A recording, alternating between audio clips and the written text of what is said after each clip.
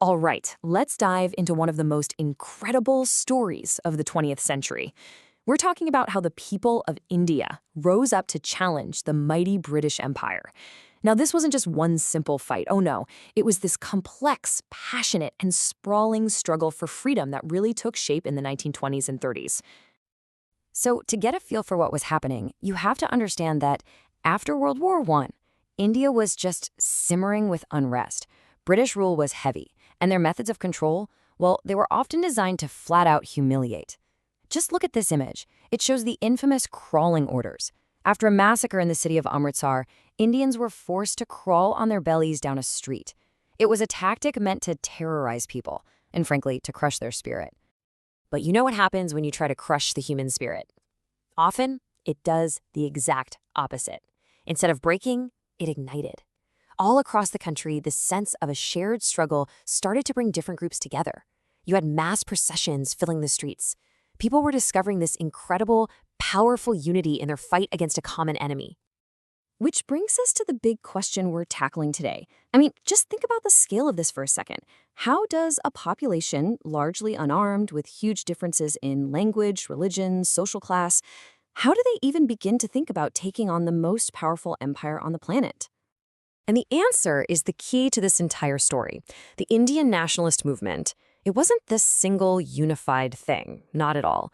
It was more like a chorus of different voices, all these different groups, and each one had their own unique experience with colonialism. And crucially, they all had their own ideas about what freedom should actually look like. And right into this charged atmosphere steps a new kind of leader, Mahatma Gandhi, who'd returned to India back in 1915. Now, he didn't show up with weapons or an army.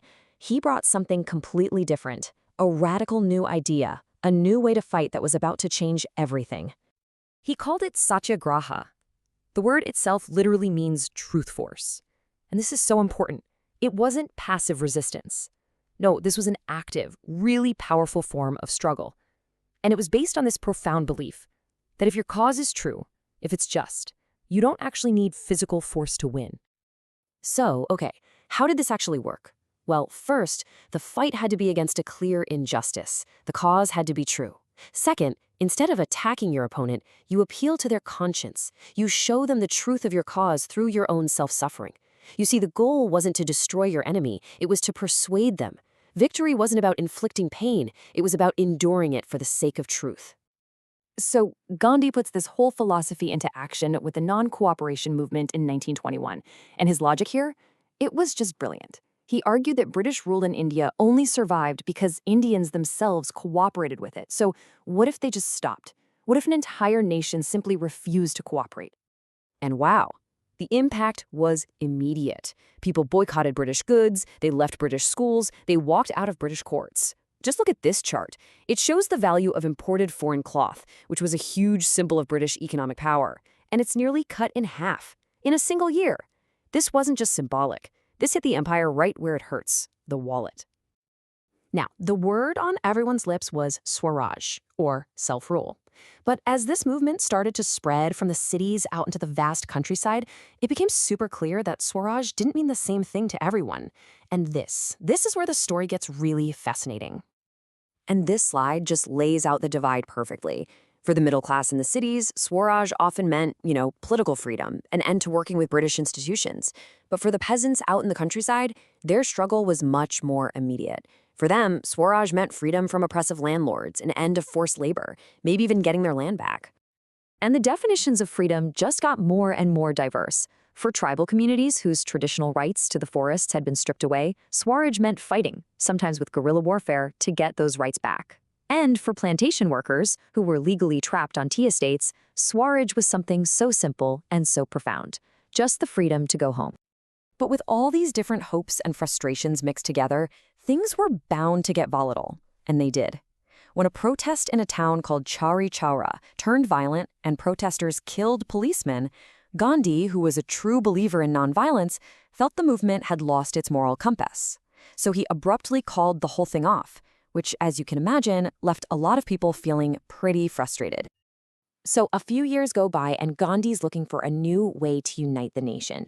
And he finds it in the most common everyday thing you can possibly imagine: salt. You see, the British had a monopoly on making salt and they taxed it heavily. This affected every single Indian, whether they were rich or poor. It was the perfect symbol of colonial oppression. And the political mood was already heating up anyway. An all-British commission sent to discuss India's future was met with massive Go Back Simon protests. Then the Indian National Congress got bold and declared its goal was now Purna Swaraj. We're talking complete independence. All it needed was a spark. And that spark was the Salt March. Gandhi and 78 of his followers started a walk to the seacoast. The journey they undertook was just immense. 240 miles, all on foot. For 24 straight days, they walked. And day after day, with every single step, the world's attention turned to this small group peacefully defying an empire, while thousands more people joined them along the way. And it all led up to this one incredibly simple, incredibly powerful act.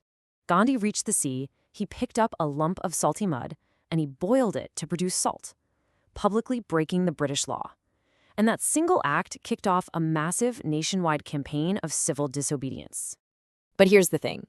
Even in this incredible moment of national unity, those deep divisions were still there. The idea of a single Indian nation was powerful, for sure, but it didn't include everyone equally. Some communities felt like their voices were getting lost in this big chorus for freedom. One major point of friction was around the so-called untouchables, or Dalits. Now, Gandhi worked hard to end the practice of untouchability, but he was against the idea of separate electorates, where Dalits would vote only for their own candidates. He was afraid it would permanently divide Hindu society. But Dalit leaders, most famously Dr. B.R. Ambedkar, saw it completely differently. For them, the only way to guarantee their rights and overcome centuries of oppression was through direct political empowerment, through separate political representation. This was a really fundamental clash of visions for the future.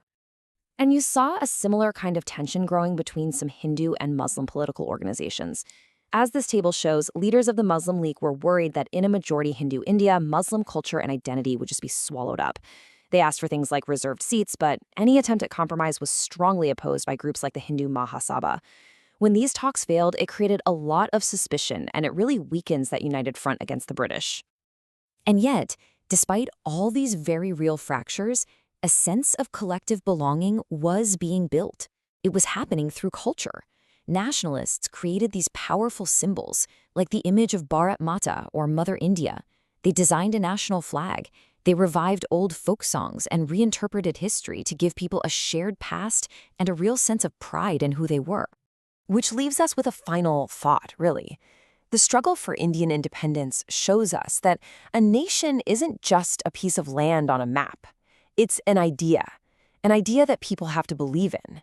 But as all these different groups fought for their version of Swaraj, they were forced to face the hardest question of all. When you build a new nation that's full of many voices, whose idea of that nation is the one that wins?